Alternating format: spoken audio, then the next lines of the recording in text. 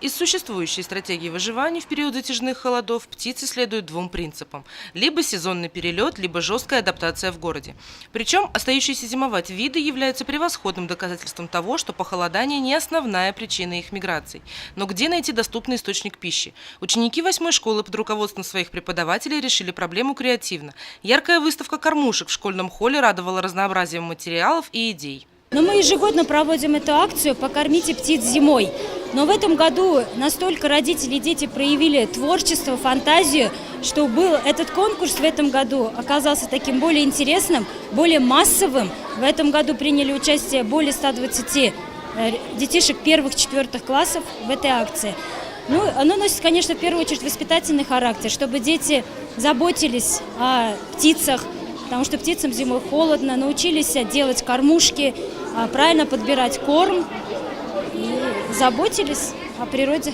Школьные педагоги не только мотивировали детей к созданию общепита для птиц, но и рекомендовали следить за тем, чтобы в кормушках всегда присутствовал корм. Сами же юные натуралисты уверены, они знают принцип кормления городских пернатых.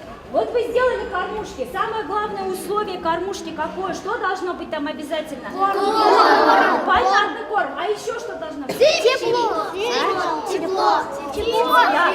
Должна быть что? Крыша. Чтобы снег не падал. Зимний день стал коротким, а птицы с наступлением сумерек прекращают активную деятельность. Поэтому у них остается гораздо меньше времени, чем летом, на поиски достаточного количества корма. Законы природы едины для всех, и ученики младших классов уже понимают важность прикорма животных и пернатых. Если мы их кормить не будем, то они погибнут, и у нас не будет птиц. Например, снегири. И все замерзнет. Зимой негде находить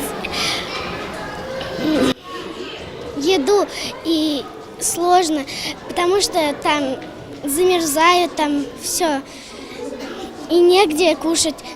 Если мы их не будем кормить, то они погибнут, и у нас не будет птиц.